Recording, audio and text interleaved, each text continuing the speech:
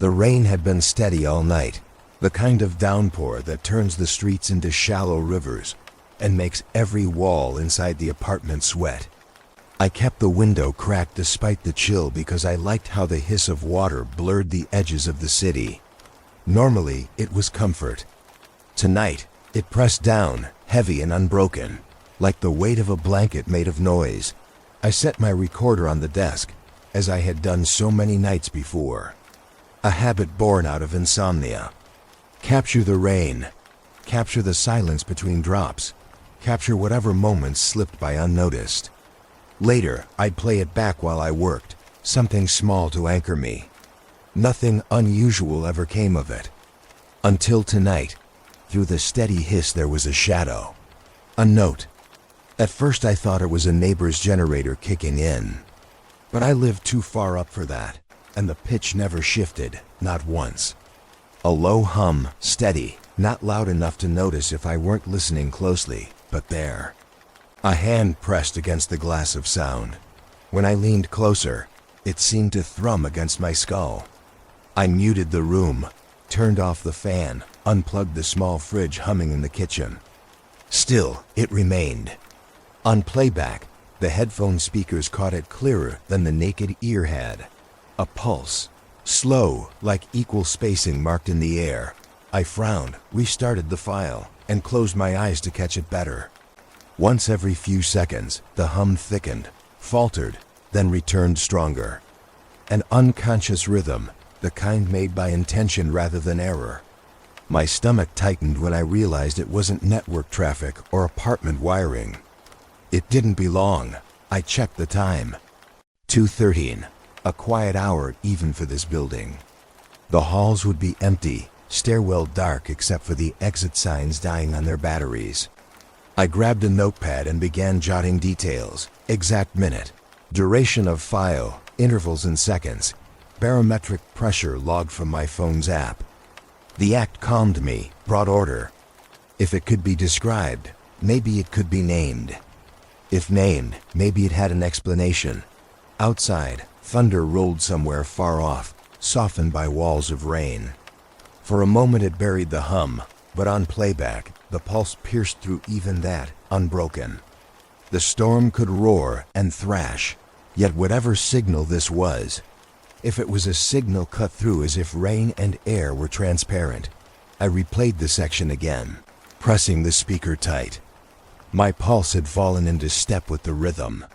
The longer I sat, the more it pulled at me, like tugging on a thought already half remembered. I held my breath to make sure it wasn't me, my own body resonating. The hum didn't care. It carried on without hesitation. My eyes drifted to the cables running along the wall. I'd lived here long enough to know their noises.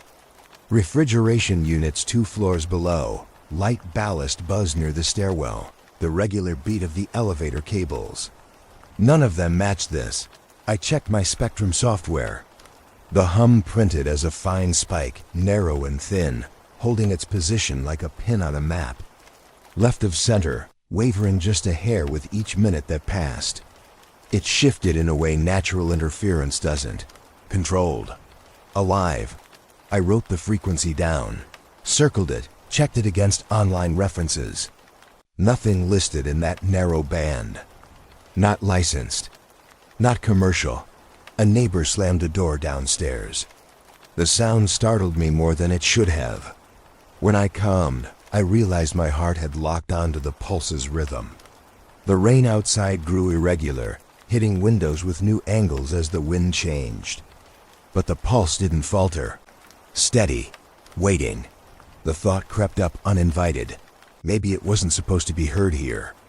Maybe it slipped through by accident, the way a faraway radio catches lost fragments during storms. That used to happen in the old apartment dispatch chatter bleeding into speakers, harmless, technical, but this wasn't chatter. This was a note, empty and full at once, repeating like a question nobody wanted answered. I shifted in my chair, legs suddenly cold. I remembered the hum starting sometime before midnight. I hadn't taken it seriously then. Just another shape of rain until familiarity fell apart in the recording, I normalized the audio and pushed the gain higher. Bad choice. The hum tore through then, iron heavy against my eardrum, and for a split second, I thought I could hear a shape inside of it. Like depth within tone. Almost the impression of breathing, but stretched, buried below the surface. I muted fast, hand trembling. For 10 minutes I sat in dark silence, phone screen lighting my notes. I told myself it was resonance, harmonics from thunder. Yet outside, no thunder now. Just the rain, steady and real, wetting the city, filling gutters, and beyond it, inside it, something else pressing, insistent. I could shut the recorder off, file under strange weather, and go to bed. Pretend comfort again. But curiosity had already won. My brother used to say storms cleared the air. This one felt like it was clearing something else, revealing whatever sat underneath. I swallowed, adjusted the mic's gain again, and flipped to a fresh tape. The hum didn't falter. It greeted me, precise as before, unbent by chance. I set the machine to run long. 6 hours, maybe more. I leaned back. The room felt close. Even with the storm outside, the apartment seemed charged, walls buzzing faintly, objects waiting. I logged the drift, logged the spike, logged the joke thought that the sound didn't come from this world. And as rain hammered harder on the glass and the streetlight swam, I couldn't shake the sense that something unseen was pressing through, patient, insistent, and that I wasn't recording it so much as letting it record me. Back at home, the air still smelled faintly of damp concrete and wet leaves, as if I had carried the storm indoors with me. My shoes left little mud arcs across the floor, but I didn't stop to clean them. I placed the recorder gently on the desk, careful with the cable port as if touching a fragile bone, and powered the laptop.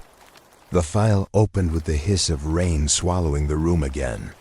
At first, nothing more than a hiss. Then, beneath it, that familiar tonal thread. I pulled up the spectrum analyzer. Colors bloomed across the screen. Most of it the scattered freckles of rainfall noise, energy dispersed thin and wide. Except one. A narrow spike. A fixed blade standing out.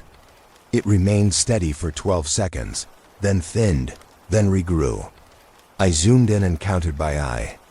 47 seconds, between pulses, again, 47 on the dot. The repetition struck me deeper than the sound itself. Interference is messy, ungoverned. This wasn't. Whatever lived at that frequency behaved with discipline. A hand turning a dial with precision. I wrote the interval down in my notebook, circling it once. Then again. My rig was laughably simple. A battered handheld recorder.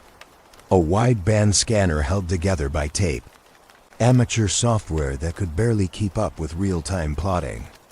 None of it professional enough to trap secrets. Yet what I caught looked and sounded too engineered to be chance. I leaned forward as the file looped. Tried to convince myself it was a power line harmonic, maybe a substation filter bleeding through in the rain. I even Googled common interference intervals. Nothing matched 47 seconds. Odd numbers showed up, 40, 50, but not this. The thought of keeping it to myself pinched at the back of my eyes. I opened the mail client and drafted a short message to an old friend from university. We'd burned nights then logging scanner chatter, laughing at pirates breaking into marine bands. He had gone further than me, worked a contract with telecom spectrum monitoring for a season before quitting. We hadn't really spoken in years. Still, he might know. I attached the clip. Wrote, strange spike. Storm night capture. Seen anything like this before? My finger hovered, then tapped send before doubt could stop me. While the message traveled, I returned to analysis. Headphones pulled tight, volume nudged higher than comfort. The hum grew present again, chest deep. This time I braced to hear it clearer. The first 20 seconds were smooth, liquid, like a single tone stretched thin. But at the crest of the interval, as the spike rose, the surface wavered. At high gain, it fluttered. Tiny ridges like breath-fogging glass. I froze. Replay. Same flutter. Again. My lungs tightened as though they were the ones responsible for that faint modulation.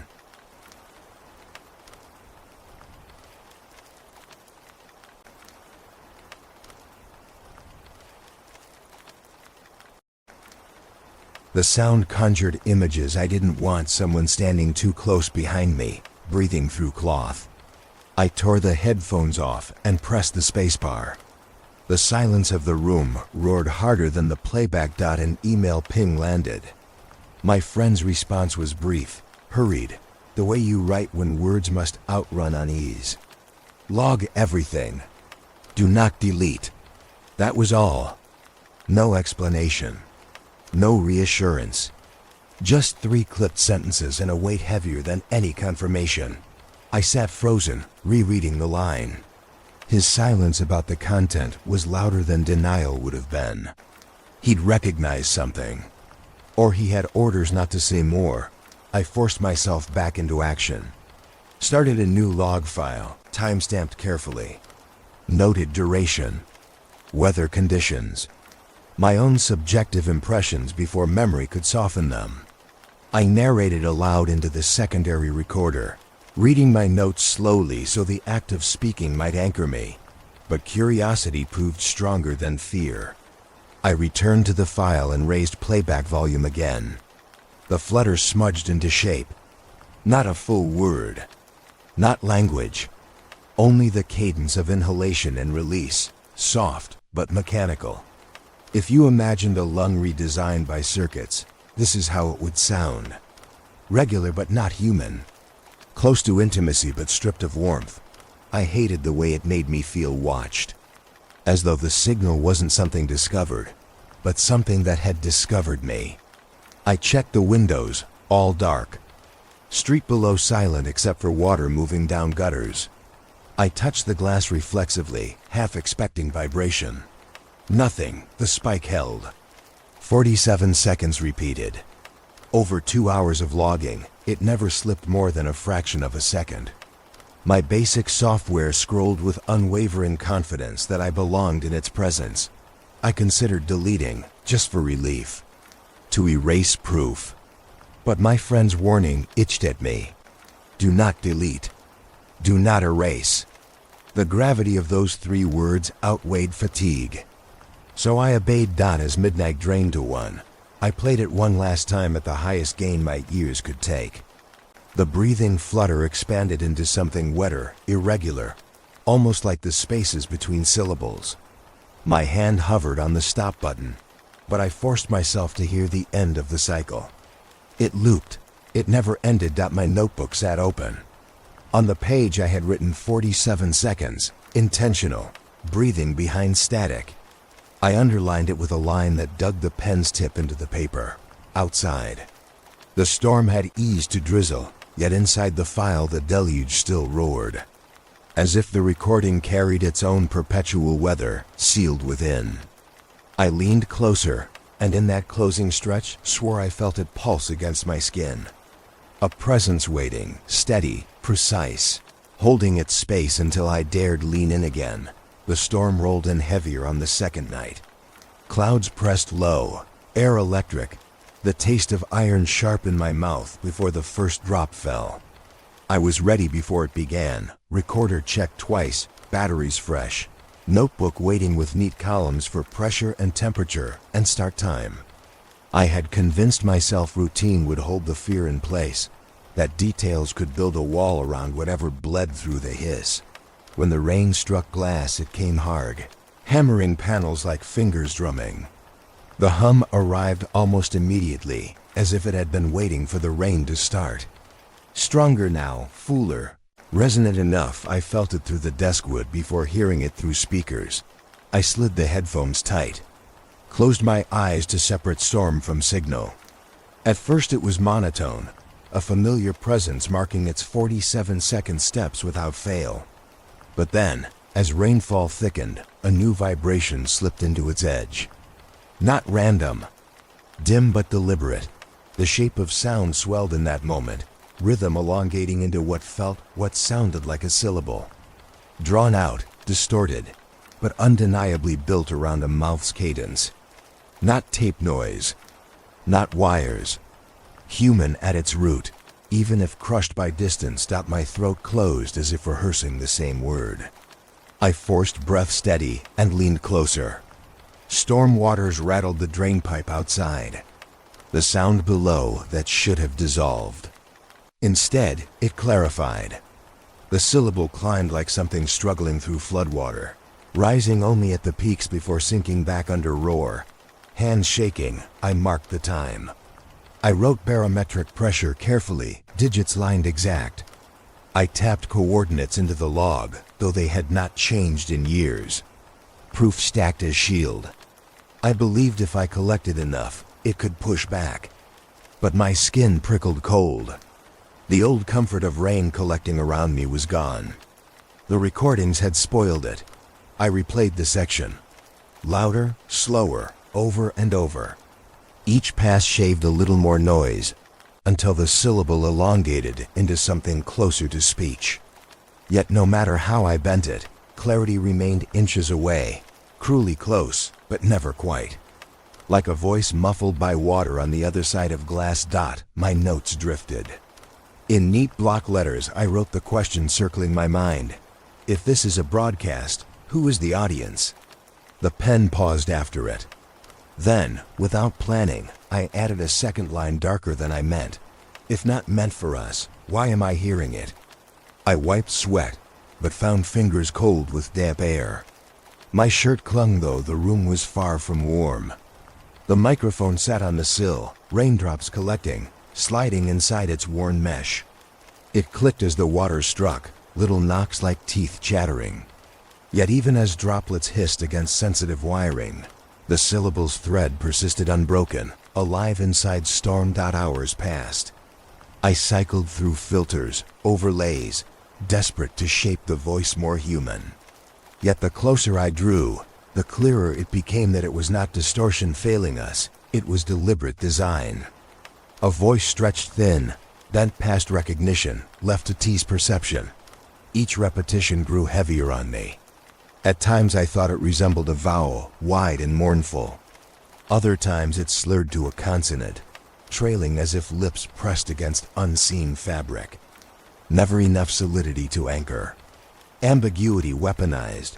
I pressed recorder buttons harder than needed, as though force could wrestle obedience. All I received was more rain and that droning presence. My senses began to imagine faces in it. A throat straining in floodwater, an open mouth filling with storm, a lung that inhaled static and returned breath to wires. The minutes crawled. The hum's precision carried on. The syllable rose only at intervals of violent rain, as if volume of storm was key to opening the door. Was the weather conduit? Did pressure itself tune some hidden transmitter? I logged everything. GPS unchanged, pressure noted drop by drop from my phone's sensor. Every small shift captured in pen. But midway through writing, I realized my handwriting had stiffened, swollen curves pressing tilting marks. Hands cramped. Fingers bone cold. The page resembled transcripts more than casual notes. I whispered aloud, testing if my own voice landed differently in the hum. Recorder acknowledged me politely, adding words neatly above hiss, but the hum ignored. Only when I stopped speaking did the slurred syllable rise again, as though it knew to wait, refusing to contend with me. The thought sank heavy. What if it listened back? What if my whispers braided into it? What if I was not the author of logs, but the logged? I tried again, whispering my name. The syllable followed 47 seconds later, distorted, smeared. My body locked. Doubt clawed at me. Had I projected it? Was it mere storm distortion tricking hearing? Yet the timing felt deliberate. My name bent back at me through rain and static, disguised but anchored. The ceiling ticked with steady leaks. Water found cracks. Every surface cool. Somewhere in that sound, the syllable persisted, bound to weather but not of it. I stared at my notes. 2 questions glared back, bold and unmovable. Who is the intended audience? Why am I hearing it? I had no answers but one certainty: it refused to stop. This was no accident. This was entry. I killed the playback and sat unmoving.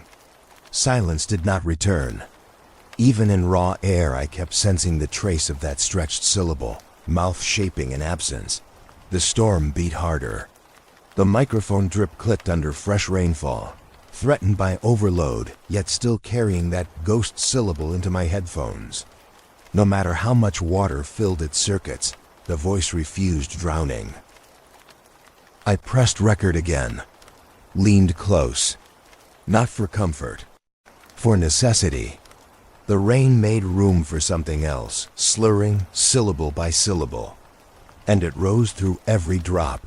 The hum had followed me into the 4th night like an uninvited tenant. Steady as the rainfall, it rode on, too disciplined to be cast off as weather. I sat at my desk again, this time with 2 lights on instead of 1, as though more illumination could dilute the dread thickening in the room. The syllables still clung to every recording, elongated vowels woven into static curtains. Whatever I had stumbled into, it was more than just signal noise. Weeks ago, the idea of asking the government for papers on strange signal activity would have made me laugh. But now my laughter had dried into a thin cough. Notes clotted my desk columns of pressure readings, intervals down to fractions of a second, each spike marked like crime scene evidence. The more I mapped, the more convinced I became. Someone had studied this before me. Someone with better tools and deeper fear. I remembered late nights lost in archives years back, scanning through declassified documents. Tales of radar anomalies, weather interference mislabeled as ambient intrusion, clipped language that gave away hints of desperation. At the time, a curiosity. Now it felt like breadcrumb trails left for me by strangers who listened too closely to the rain. The Foilliform glared on my laptop. I filled the fields with hands steadier than I expected.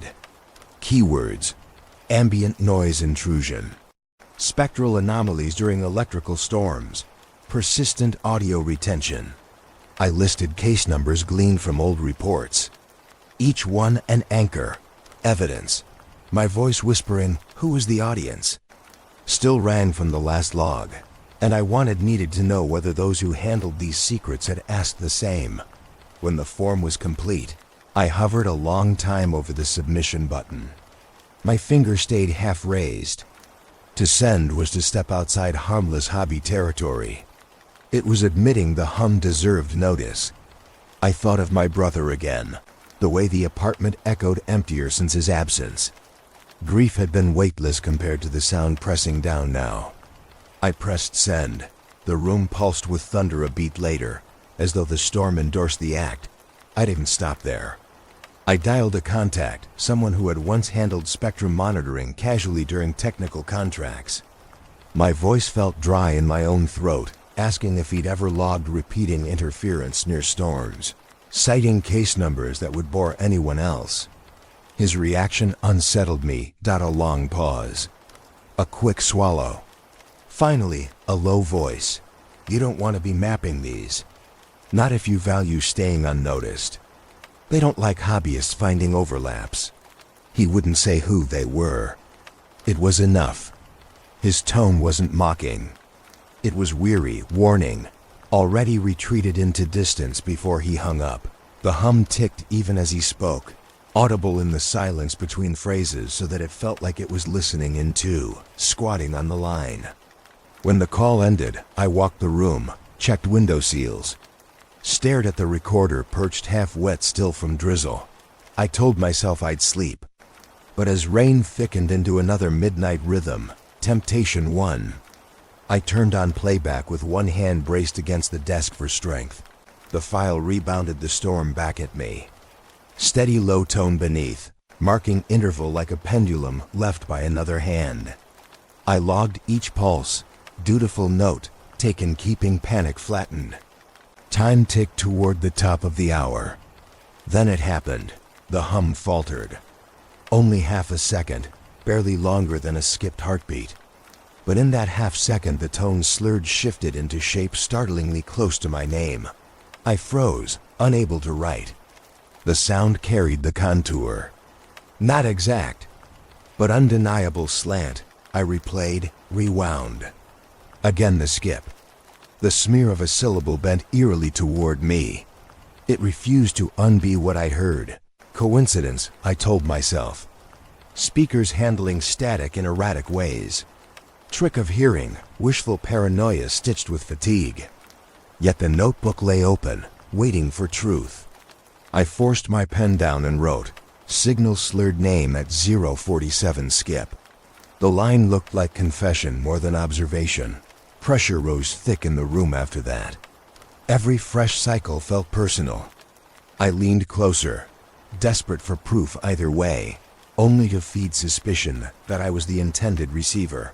When I finally tore the headphones from my head, the storm had faded to drizzle again. The hum held steady in my skull even without playback. I sat in silence, wondering if the FOIA request was halfway across servers already. Some clerk dragging it into a folder.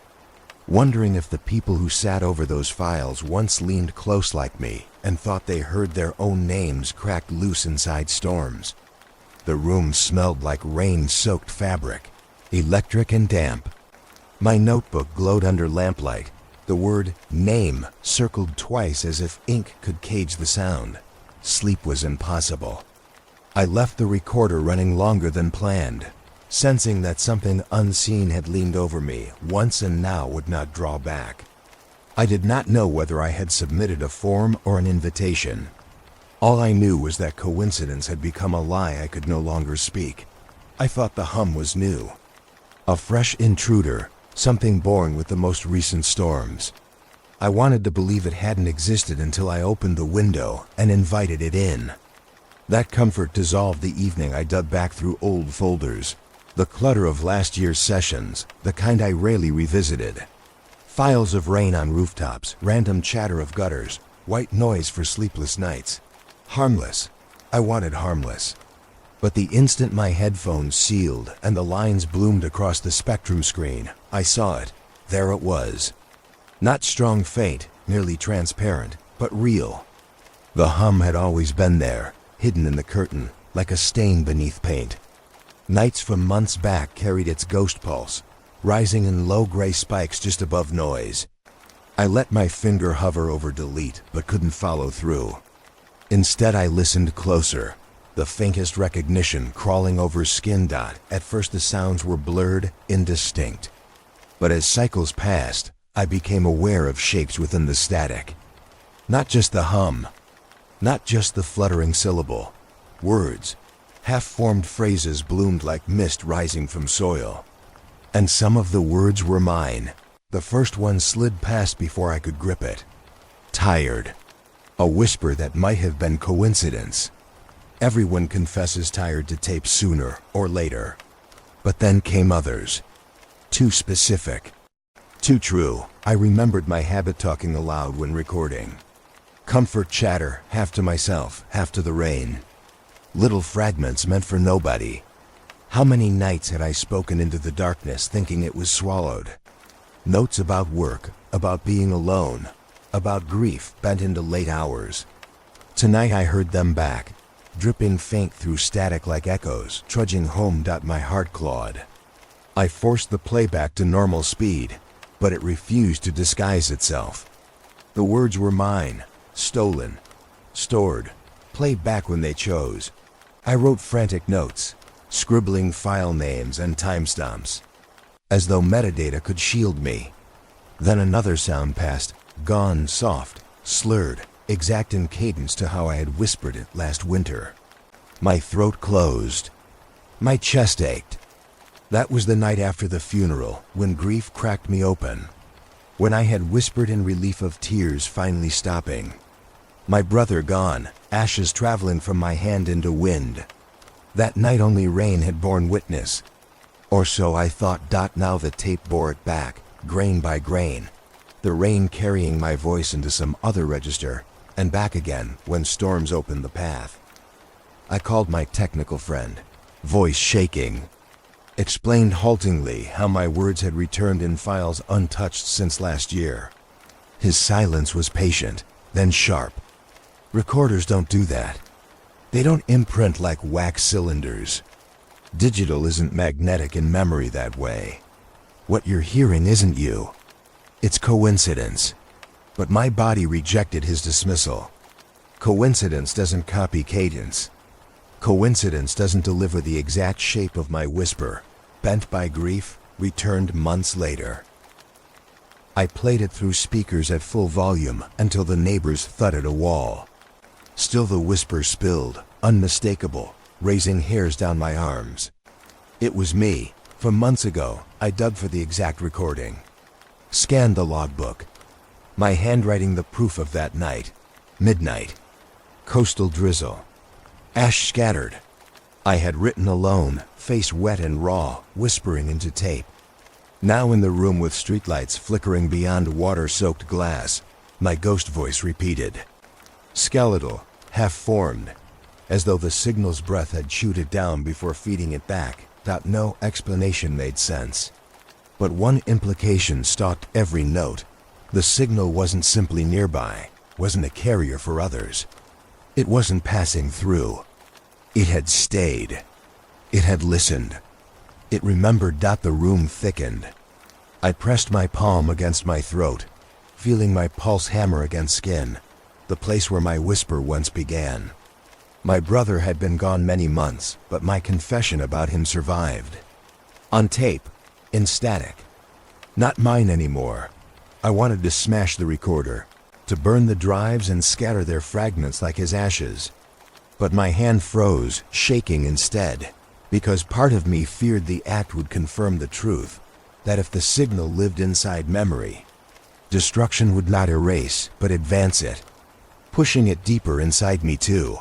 I scrolled further back through directories, fingers numb, jumping into older reigns. And with each pass, faint, crackling repetitions.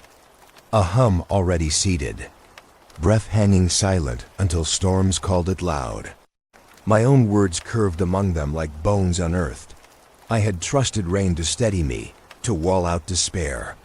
Now it betrayed me, carried my voice elsewhere. Let it lodge in a frequency that did not forget. At 2 in the morning, I replayed the Ashes tape. The moment I whispered his name, the static surged. The syllables cracked, fractured, looping faintly like a mournful imitation. I slammed pause, throat too tight to swallow. Maybe I had never mourned alone.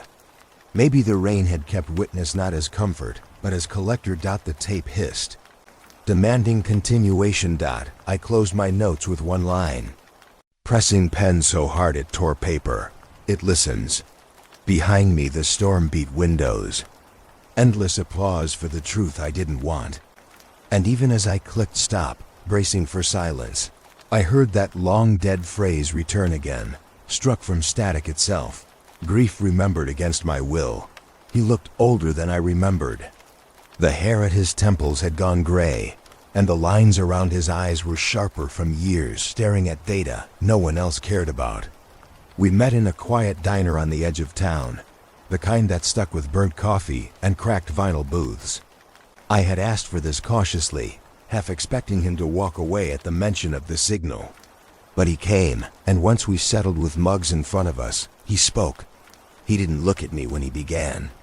His eyes traced the rain streaking down the window instead, fingers tapping once against the ceramic cup. "You're not wrong," he said finally. His voice was low, the background hum of the diner fridge almost swallowing it. "It's been flagged before. Dozens of times. Intercept stations logged it over the years. Always during storms. Always the same bands." He paused, a frown pulling along his mouth. "But it never fit anything in databases. You can't chart it like ground scatter. Can't tag it to power noise. Every report just ends with a footnote. Logged then buried." Hearing it confirmed made the air heavy. My chest tightened. There was proof, hidden in archives, withheld in clipped language. Not only had others heard it, but entire systems acknowledged it and chose silence. I asked how often it appeared. His eyes slid back to me, tired and uneasy. More often than makes sense, he said, but never explained. That's the rule. You don't go chasing phantoms. Not if you'd like to keep station clearance. He reached into his jacket, glanced once around the room as if the handful of late-night truckers listening to counter radios posed any risk. From an inner pocket, he unfolded a small note, numbers and coordinates scribbled in neat rows. His handwriting was precise, all angles, military neatness pressed into ink. He slid it across the table as if it burned to hold. That's where Bleedin reads strongest, he murmured. A rural repeater overspill near the fields. Old infrastructure. Nobody audits it anymore. I can't tell you what you'll hear, only that sensors melt out with nonsense when storms blend with its bands. I pressed my palm lightly to the paper, grounding myself against the weight of what it meant. Evidence. A location. No longer an abstract hum clawing my imagination. Now an address. He leaned closer, dropping his voice further still. Don't go alone, he said. 3 words hard and deliberate, cutting through the clatter of dishes. When I looked up, his expression was something between plea and warning. It echoes different when you're out there without backup. I wanted to ask what he meant, but his throat worked as if he had already risked more than he should. He leaned back, retreating again behind the mask of a man who dressed his fears as casual concern. Just before we parted, he added under his breath, "Once it keys to you, it doesn't stop. That alone should tell you enough." We left separately, rain soft on the pavement, headlights blooming in the lot. I held the coordinates so tightly in my pocket, I worried sweat would blur them. By the time I got home, the decision had already written itself. The forecast for the weekend called for storms. Perfect. Rain was not just a backdrop anymore, it was the door. And this repeater, this forgotten metallic skeleton out in the flat fields, might be the hallway beyond it. I packed as if fleeing. My backpack was a tight archive of purpose. Recorder checked twice. Spare batteries stacked in neat rows. Frequency maps scribbled on napkins until I nearly tore through their fibers. Pens, a small notebook. Flashlight in case grids failed. Every item proof of my intent. Sleep fell shallow, if at all. I lay listening to wind tug leaves in the dark, my ears tuned for hum even beyond devices. When rain struck at dawn, I almost rose then, ready, but forced patience until night. The signal's confidence grew after dark. So did mine. The drive toward the repeater was lonely. 2-lane road, tree shadows lashing my windshield as wipers caught more than drizzle. I drove hunched forward, high beams cutting through misted air. I could almost hear it before the equipment powered some phantom echo tickling nerves at the base of my skull. Not static from poor reception. Not infiltration of engine noise. Deeper, as though the signal had learned to ride memory itself. Every mile outstretched tension. My backpack rattled on the passenger seat, its contents vibrating slightly with the bumps in cracked asphalt. I resisted turning on the recorder then, telling myself to wait until I was on site.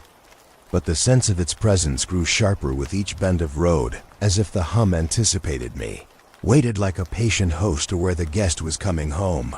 The highway signs blurred past in murk. Radio stayed dead. Rain beat steadily, windshield glass a drum between me and open night. I gripped the wheel hard, gaze snapping to shadows where poles bent toward sky. In the corner of my perception, I swore I heard it threading through the rhythm of tires against wet tar. 47 seconds, still marking time. Even on the road, even without the machine switched on, I kept driving deeper into dark fields. Rain sheeting harder, headlights slicing water that rejoined instantly behind me. Each interval pulled me closer, frequency alive in my nerves, though nothing yet recorded. By the time the rural horizon opened, I knew one truth already. I hadn't just packed to chase it. I was being led, corralled by coordinates scrawled in ink. And through the hush of rain on metal roof and the hiss inside the car's frame, I could almost hear my name waiting to be spoken on arrival. The tower rose out of the drenched fields like a monument abandoned by purpose. Its red aircraft lights faint and smudged in the storm-thick air. Rain hissed across the structure's metal skin, running in sheets down its rust-scarred ribs. I cut the engine and sat with the wipers locked mid-arc, breath-pure silence. Even through the car's closed windows, I felt it, the low weight, tugging in my sternum. The hum was already here, awake, reaching through distance. I should have waited. Waited for a break, for clearer weather. But each drop battered encouragement, insistent. I hauled the backpack onto my shoulder, recorder pressed safe, and staggered into soaked grass. My boots sank with a sucking sound into mud that clung to every step. The field carried no shelter. The only shape was the skeletal tower, vanishing into charcoal sky. Up close, water gleamed on crossbars, cables vibrating with their private music. I crouched at the base, placing recorder and scanner against the soaked concrete footing, shielding them poorly with my jacket draped at angles. The moment the mic powered on, the hum surged to life. No faintness, no teasing interval anymore. It was immediate. A chest-deep resonance that crawled through bone as though my ribs were tuning forks. I pressed headphones hard over ears, jaw clenching. The steady spike bloomed through the analyzer. Whole spectrum bands lit up with rolling interference. Not narrow pins anymore, but heavy splotches tipped red. I logged the time, barely writing straight as my wrist trembled. Outside, the storm roared at its height, but none of it smothered the hum. The opposite. Rain seemed to feed it. Each lash of water against metal translated into surge. Then, blinding lightning cracked overhead. The tower glowed white for a split second, all edges sharp. Instantly the hum jumped pitch, staggered into chords, multiple tones layering, harmonic and alive. My teeth ached as they vibrated. Tiny trapped wires strung between fillings. I nearly tore the headphones off, but dread glued me down. The chords persisted, layered, complex as if tuned by fingers deft in some impossible scale. The spectrum screen froze, red bursts pulsing in erratic spasms. Inside the chords, a new detail whispered. Fragments rising in slices between oscillations. Not vowels, not clear, but human shapes of voice struggling to form. At first, nonsense gobbled fragments from overlapping recordings. But among the fragments, sharp stabs of familiarity landed like sparks thrown. I thought I heard myself. My own voice bent and reduced, syllables cracked and reordered. I ripped through old mental catalogs, cross-referencing all the monologues, the whispers, the grief confessions that had haunted me days before. They came back now as shards inside storm-tuned harmonics, familiar, disordered. Recognition shattered across timing, but impossible to deny. My hands shook over gear. It was feeding on material it shouldn't have carried. I swallowed hard, checking the beacon. Tower lights blinked at their normal rhythm. Outwardly nothing ghostly or cursed. Just infrastructure left waiting. Yet the sound pressed otherwise. With eyes closed, it didn't feel like a relay. It was a door. Every vibration pressed not outward, but inward, like a lung pulling. Minutes bled long. My notes soaked until pen ink spread. Black lines like veins on wrinkled paper. I shielded the recorder with my body, as if rain could steal it away. But the hum only cracked louder. It was not outside anymore. It filled my ribs, making heartbeats stumble out of sync. Another strike of lightning. Again the harmonic leap, tone splitting, twisting. This time the fragments cut sharper, less slurred. I swore in that rush I heard my brother's name caught within. Distorted, stretched but there. My throat knotted. The storm's throat had stolen him, mimicked grief into chords louder than memory. I almost stood to run. Feet twitched in mud. Then discipline stopped me. My ally's warning repeated, Log everything, do not delete. Fear was worthless if not documented. So instead I leaned closer into the fizzing interference. Teeth set, jotting jagged times, pressure, wave patterns unkempt in my notebook. Every cycle seemed longer now. The hum reached into seconds once quiet, filling space with new rises. The air pressed thick and hard, more than just storm damp. It was heatless pressure, like a field radiating against skin. The sky cracked again, and the tower's steel skeleton sang. A tortured groan bending through iron. Chords flared in response, voices cracking through static. Fragments multiplied as if thousands of whispers collided, shattering into a chorus beyond cohesion. Each voice briefly familiar, but never long enough to reassemble. I clenched jaw and forced through recording. Ears bruised, skull ringing, chest resonant. If I fled now, of course I would survive, but the data would vanish into myth, and whatever this was would remain hidden behind repetition. I hated that duty pulled stronger than survival, but it did. The rain did not cease. My gear slicked with film of water despite cover. My hands ached from tension, but still I pressed longer. Every second made it clearer. This was no faulty repeater, no benign bleed. The tower was threshold. A passage letting rain conduct memory into form. A frame for voices to climb through, cut into chords, recognizable yet wrong. I kept recording. Longer than safe. Longer than sense. Because the tower's hum didn't want to stop. And I needed to know how far it was willing to go. Back home the air smelled stale after the soaked fields. The walls radiating the faint must of fabric that hadn't completely dried. I placed the recorder on the desk, stared at it like an object that might twitch alive, then forced myself to plug it in. My pulse shook harder than my hands. I needed to hear it on safe ground, without lightning shredding the night. The file opened clean. Its metadata perfect. Duration intact. Size normal. Nothing corrupt. That comfort lasted less than 30 seconds. The first playback stuttered. The hum arrived true, but then a section cut harsh across itself, looping 3 seconds until it reset violently. My head jerked back. I assumed glitch, restarted. Same cut. Same reset. I frowned, swapped to another audio tool. Imported it fresh, dragged through the waveform. The track looked fine, no visible breaks. I expected a line of static smears, but each slice appeared textbook pure. Still, playback disobeyed. 3 seconds repeated, spliced again with the hum mutating into a shape I hadn't heard at the tower. I switched headphones, grasping at reason. Tried the cheap pair at the bottom of the drawer, bent and tape patched. The loop endured. New laptop. Old software. Nothing changed. Each time the result bent at the exact timestamp, stat worse than that. Within the collapse, something new intruded. Whistling. The notes at first tucked small, nearly drowned by static.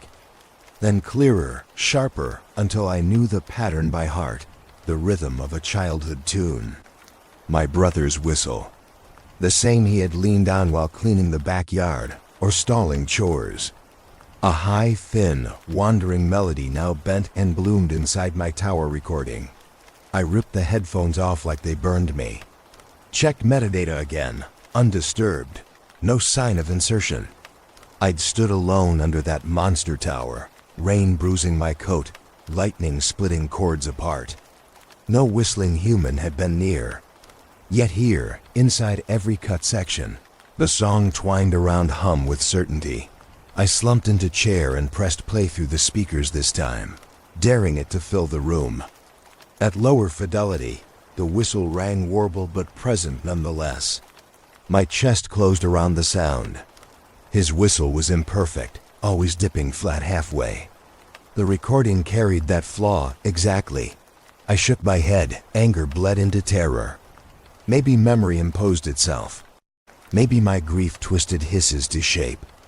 I slammed restart again, determined. This time I whispered time marks aloud. 10 seconds. 20. 30. At 31 the rupture came again, slamming me backward. Loop 3 seconds, whistle bleeding inside, reverberant.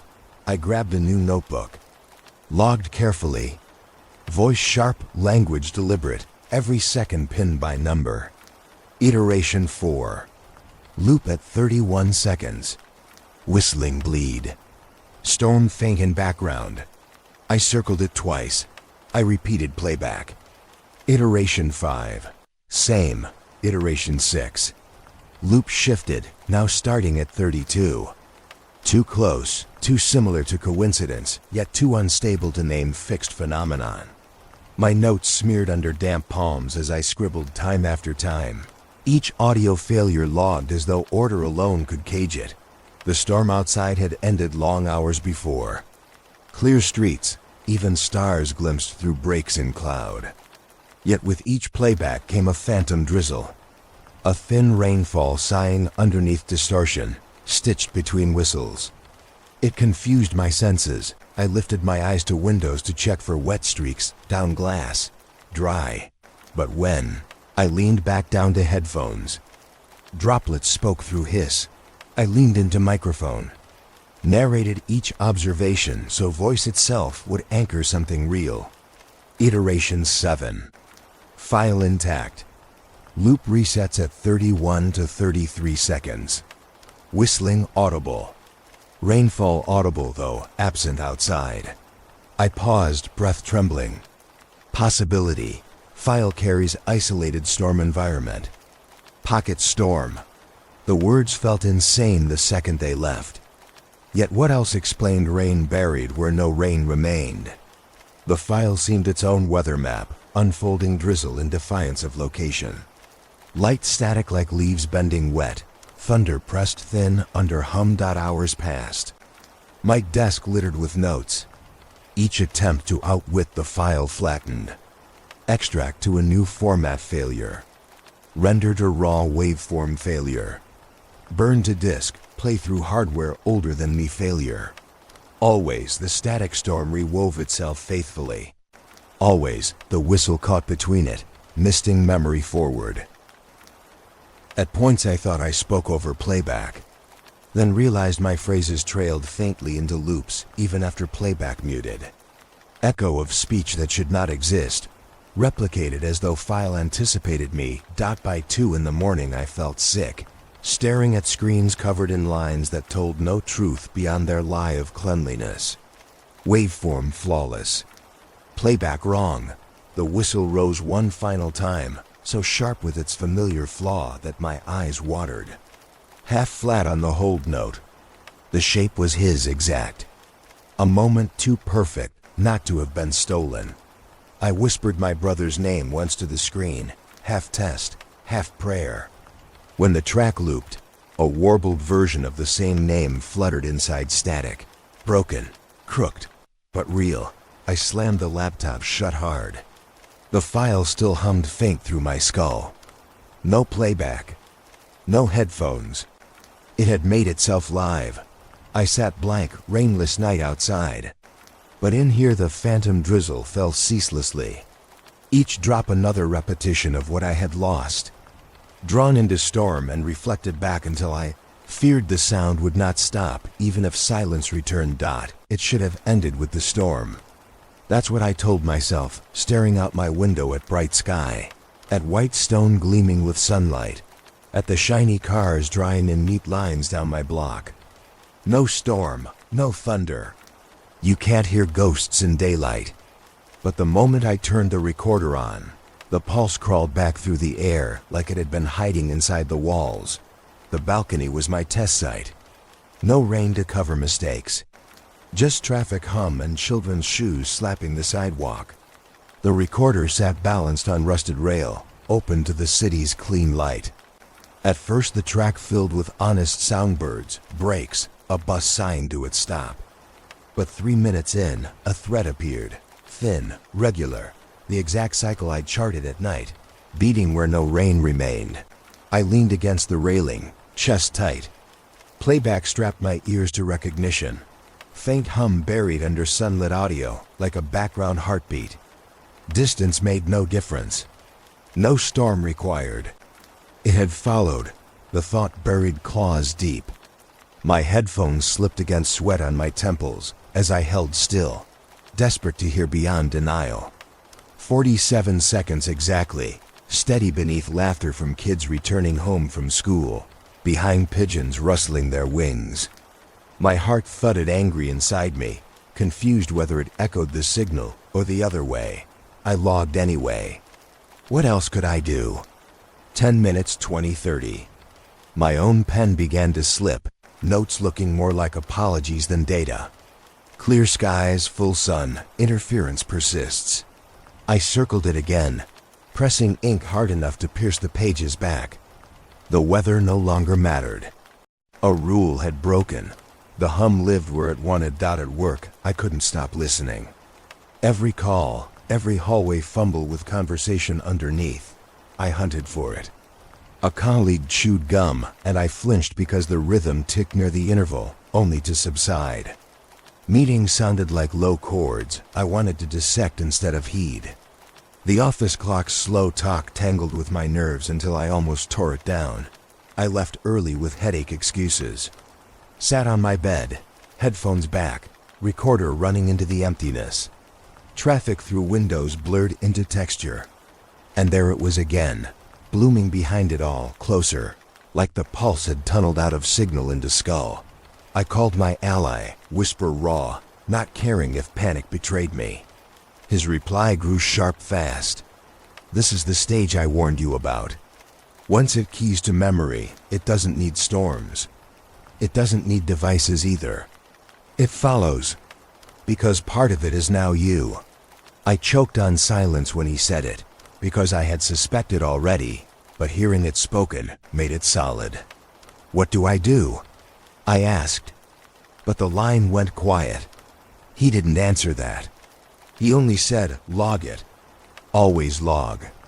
Or you'll forget what was yours and what's been replayed. Then he cut off. His words echoed inside me like scripture. I redoubled logs. Dates, hours, emotional states. I wrote until my hand cramped. Narrated aloud, reading each note back as recordings so my voice layered proof. But each replay grew contaminated. Even my narration looped faint like an echo that had been waiting. Rehearsed before I spoke. By night, exhaustion crushed clarity. I lay down after hours of chasing the sound across channels, ears straining even in silence. Sleep dropped jagged, dreams unrolled vivid. I stood before my own apartment door, knuckles suspended over wood grain. Behind the door pulsed the hum, loud like a loaded heart.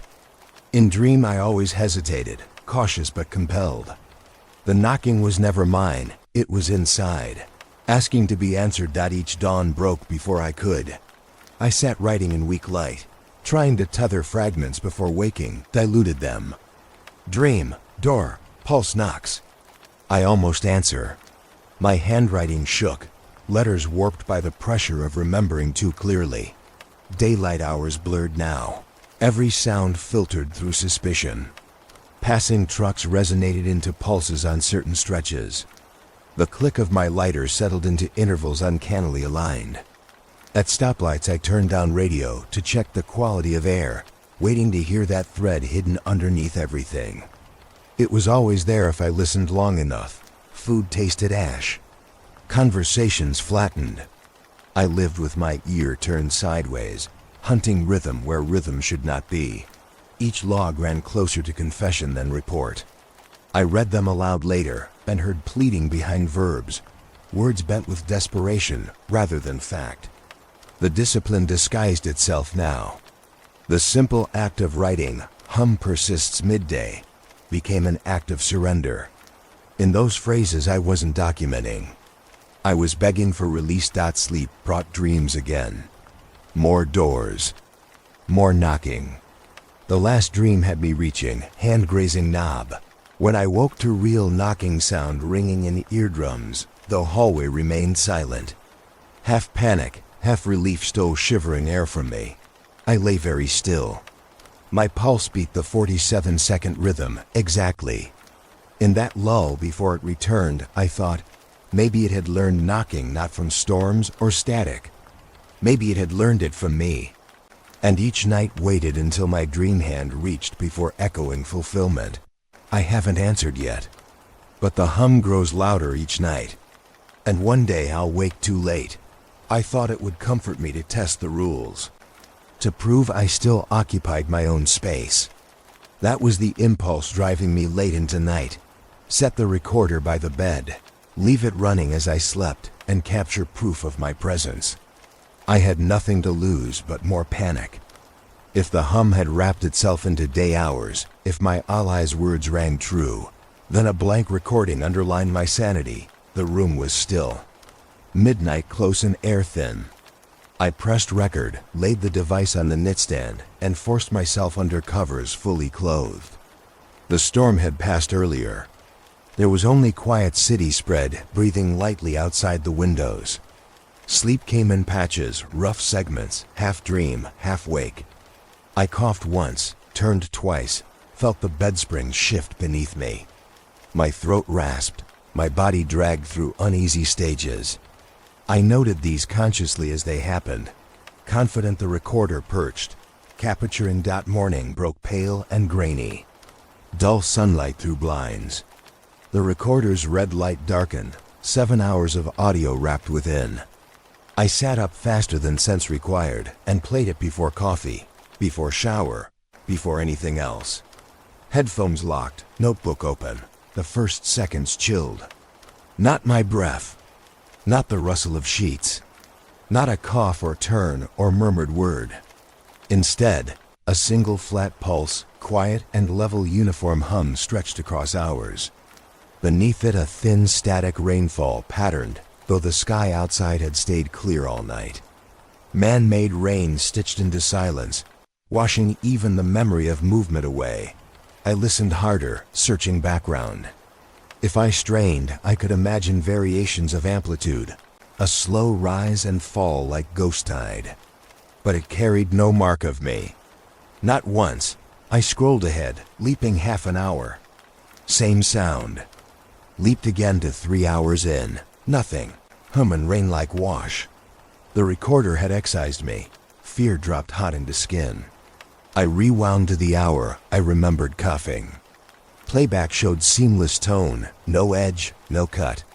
As if cough had not existed. Even the creak of springs, the sound I felt with bone, erased. As if my weight had been elsewhere, the room blurred unsteady.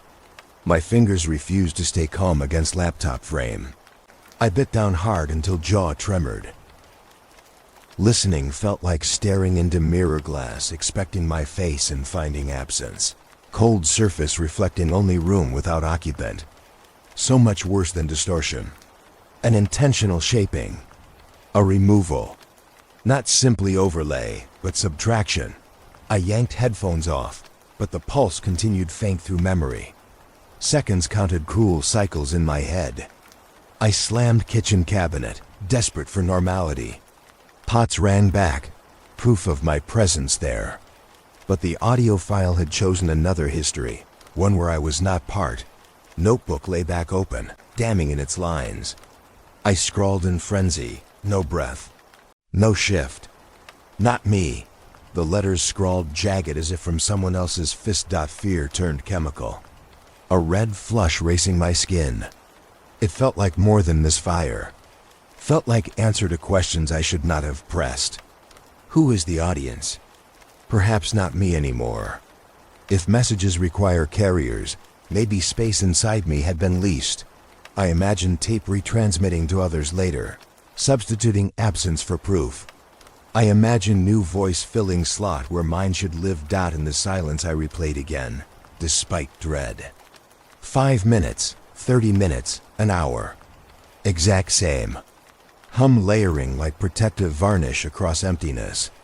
The longer I listened, the more it grew not thin but dense, as though static were building matter I could step into. Possibly all it needed was space cleared first. At 4 hours deep. I swore faint voices whispered beneath wash, but not mine and not alive. threaded, layered, pulsing beyond register. A litany rehearsed for someone else's arrival. Not for me. I remembered my ally's words. Once it keys to memory, it follows. Maybe this was stage beyond following. It doesn't follow. It replaces fear-burrowed hot, prickling eyes. I asked aloud, "Am I gone?" My own voice trembled. When I played that section back, only rain-like static answered, "Clean." Quick to erase the words almost before vibration faded. My hands shook across every pen stroke of the log. Data looked like confession scrawled in panic. I forced myself factual. Intervals, pressure, file length. But each line read like plea to prove I'd been here. The silence of that bed now felt corrupted. I sat on mattress, pressed palms into sag of springs. They creaked loud, undeniable. But as I slid recorder near, I caught myself doubting even then. Would playback tomorrow claim my weight again? Would creaks vanish, leaving hum intact? The doubt cut deep. Tangled logic. If recorder says absence and memory says presence, which of us is real? I felt anger then. Hot, sharp. I cursed at the hum directly, spat words into static as if defiance could cede proof. I am here. You won't erase me. Voice raspy, throat taut. When I played seconds back, the words were gone. No trace. I froze, body hollow. That moment shattered something solid inside me. It isn't an artifact. It is intention. The signal edits. It curates. If it chooses silence, it will silence. And so I sat drained, slipping into stillness because I knew fight was already uneven. The file wanted more, demanded more. The proof of my life recorded was gone. It would keep remaking, play after play, until nothing of me remained outside of its transmission. I should stop. I should. But tonight I'll record again, because it demands it. The envelope was thick. Government seal pressed into it like a warning before the contents even reached me. My chest tightened when I tore it open. I had expected dismissal, form letters, delays. Instead, papers spilled across my desk, whole sections veined with black bars. Every second paragraph ended in redaction. Every table was shattered with absence. I shuffled through page after page until fragments began to show their teeth. Phrases floating free from blackouts. Clinical language made sinister by what was left. Cognitive overlap risks. Persistent audio retention phenomenon. My pen slipped across notes as I found one date unblurred. Then another. They matched mine.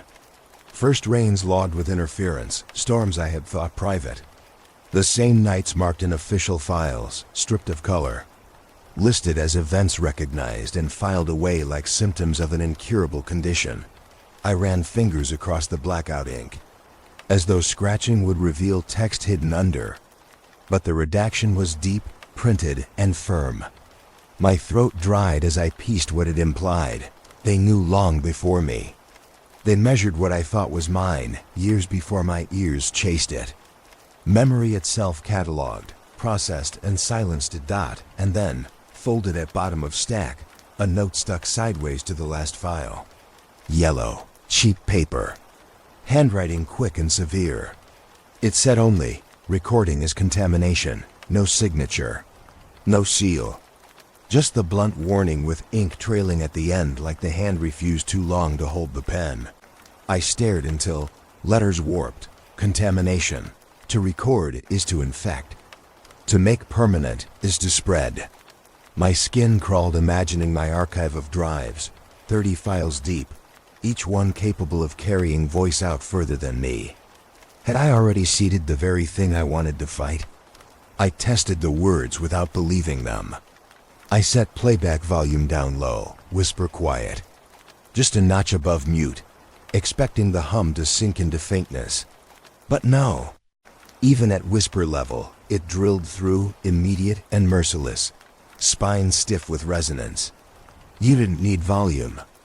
It knew how to pierce through scale, no matter dialed setting. I ripped headphones free and dialed my ally. Words rushing rough, almost feral.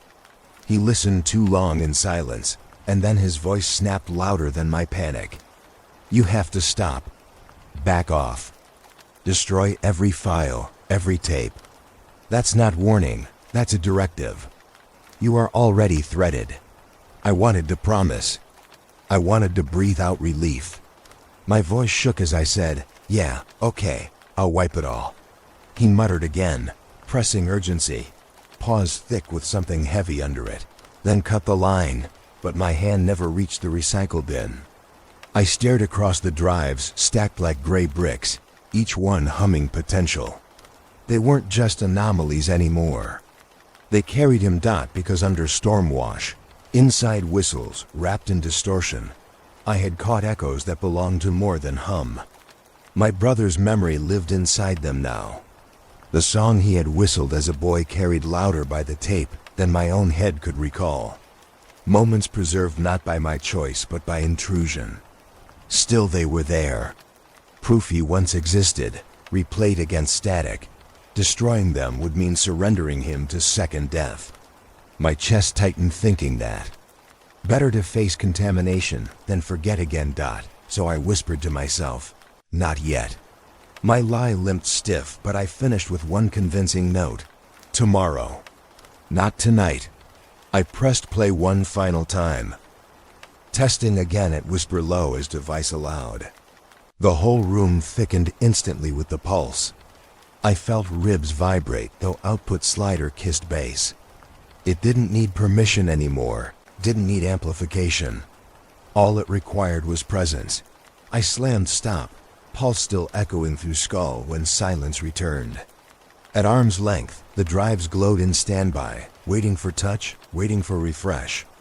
Each LED blink timed near the cycle length, as though devices themselves synchronized. My note from FOIA stack, pressed against palm.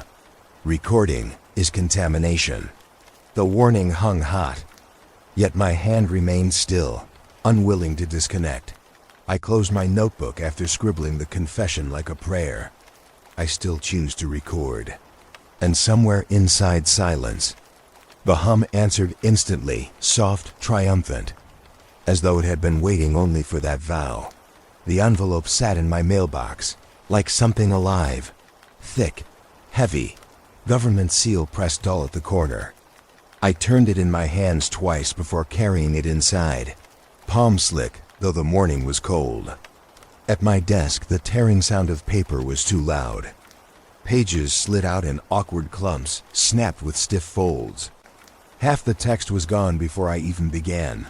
Black bars dragged across sentences like fingerprints pressed too hard. Every clean phrase ended in a blackout wall. I kept flipping, scanning for language left raw. What I found was not comfort. Cognitive overlap risks. Persistent audio retention phenomenon. Each phrase clinical but wrong, dropped on white space like traps. I ran my finger across one, as if touch could warm the voids left behind. The words sat colder than ink. Then the dates surfaced. At first one, then two more. They matched perfectly to mine. The same rain nights where I had written little notes about barometric pressure and faint static drift. The same hours when I had thought I alone heard it creeping through rainfall. To see those nights echoed in clipped reports written years ago tore something steady inside me. Others had heard. Others had logged. But what had they done? Buried it. Logged then silenced. At the back of the packet, something else clung loose. A small yellow square, stuck to one page like an accident. Not official. Not typed. Handwritten in a tight hand that wavered only at the end. It said, "Recording is contamination." Nothing else. No name, no case number. Just an order disguised as a warning. The words rang louder than the documents. I sat unmoving, sticky note trembling between my fingers. The implication was clear. To capture was to spread. To replay was to seed. My drives, my tapes, Everything I'd thought of as evidence might be more like infection vectors. Each copy carrying not just proof, but the thing itself. My throat went dry at the thought. I tested, stupidly, but I had to prove it wrong. I pulled one track up and slid its volume down to barely audible, whisper quiet. I thought low enough would bury it. Instead it slipped past every dam.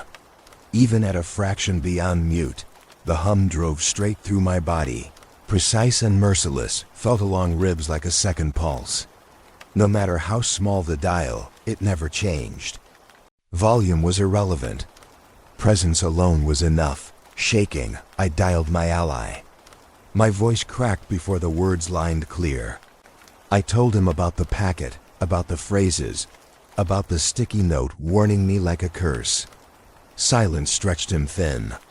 Then his tone sharpened, louder than mine. You have to stop. Do you hear me? Stop and burn everything. Don't archive. Don't hoard. Destroy or you won't get free. He didn't even sound like himself, as if his words were repeating after an unseen prompt. I promised. My voice came out thin, a shaking yes. He exhaled sharp, as if clearing gunpowder, and said, "Good." Before dropping the line dead dot, my hand never moved toward the box of drives. They stayed stacked quiet, lights blinking. I stared at them across dim light and felt a guilt that weighed heavier than the warning.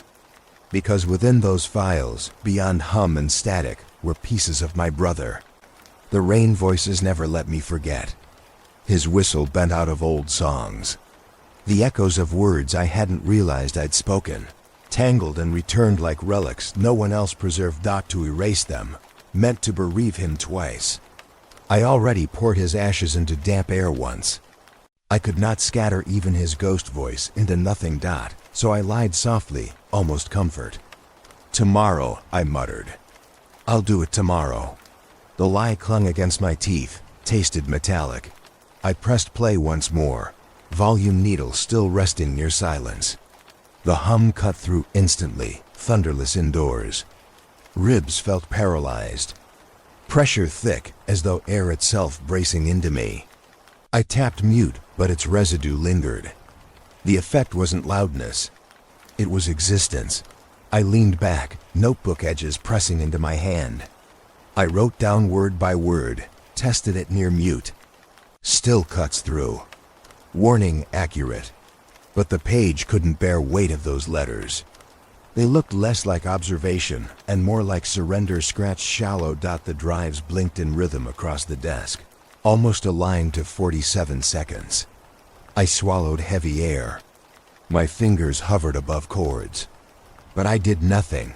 The sticky note sat beside me, light yellow in shadow. Recording is contamination. Yes, I agreed. But recording was also memory. And memory was the only place my brother still existed. The hum rippled inside silence, too clear to be denied. It felt stronger for my indecision, as if waiting for me to acknowledge it.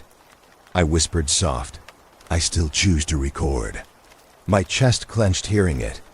Nothing responded in sound. But the moment the whisper drained, the hum pressed closer, certain as breath behind me. Victorious. I told myself I would end it that morning. The sticky note still sat on my desk, yellow as a flare warning me to let go. Recording is contamination. I repeated the words like a mantra and gathered every drive, every disc, every tape into one corner of the room. Stacked high, gray blocks pulsing faint with their readiness to wake. My chest hurt just looking at them. I opened a drawer and pulled new storage, drives factory sealed, untouched, clean, temporary containers for a purge. The process began clinical. Copy files, run filters, strip frequencies, flatten waveforms into monotony. I tried his reduction, inversion, reformats into old codecs. WAV to FLOC to raw PCM. Each iteration promised freedom. Each failed. No matter how many passes, the bleed returned. Always the faint sliver of rainfall threading sound, always the hum pulsing underneath. Worse fragments of memory I never recorded laced through. My brother's whistle, yes, but now more. Whispers pulled from nights I thought silent. My voice muttering things I never clicked record on. Memory betraying me through playback. I set aside digital and went primitive. Found one physical tape I hadn't touched in months. Old cassette left on a shelf. I slid plastic shells open, wound tape taut, and dropped it into flame. Acrid smoke bloomed sharp, gray ribbon curling into nothing. Ash scattered in dish, the same way I had scattered him. Watching plastic crumple, I whispered to myself, gone. The moment felt clean. Ash remained, nothing more. I rinsed dish and opened windows to cold air. For the first time in nights I believed silence might return, but the silence never came. That evening, while making tea, a sharp crackle pierced the room. I froze, head cocked, ears wide. At first I thought neighbors on bad reception, but no radios were near. The sound tunneled directly into me behind eyes, not ears. Sparks, faint clicks, like reeds snapping one by one. My skull vibrated without wires. I stumbled to shelf, checking cords. Everything unplugged. Still, it ticked across my nerves. I staggered to bed hoping sleep might trick it. But the crackles followed. At moments my teeth hummed faint, fillings resonant with threads of signal.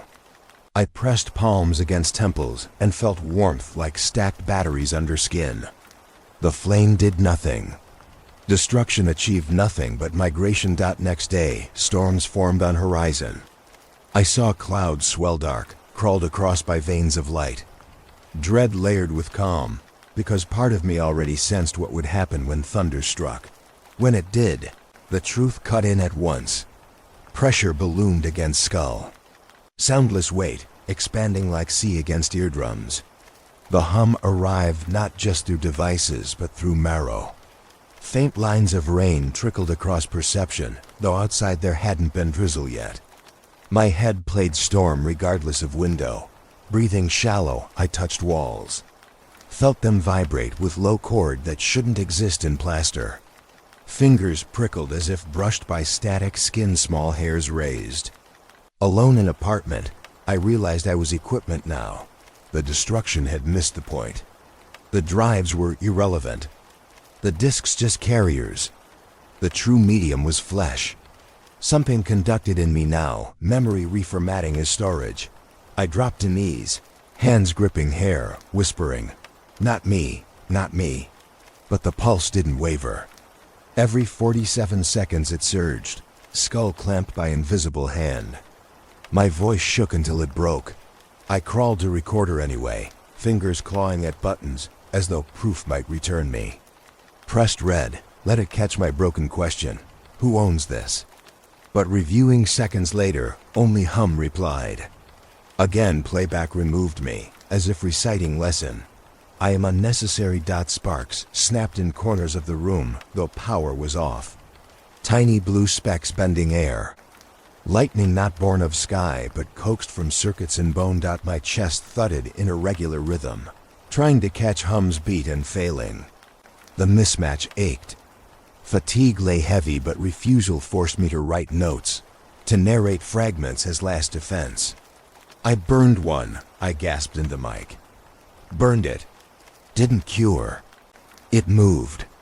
Playback denied me again. Rain spilled ghost-like inside. Blanketing each word dotted was then I understood the cruel intimacy. The signal wasn't destroyed in flame. Flame had only made space.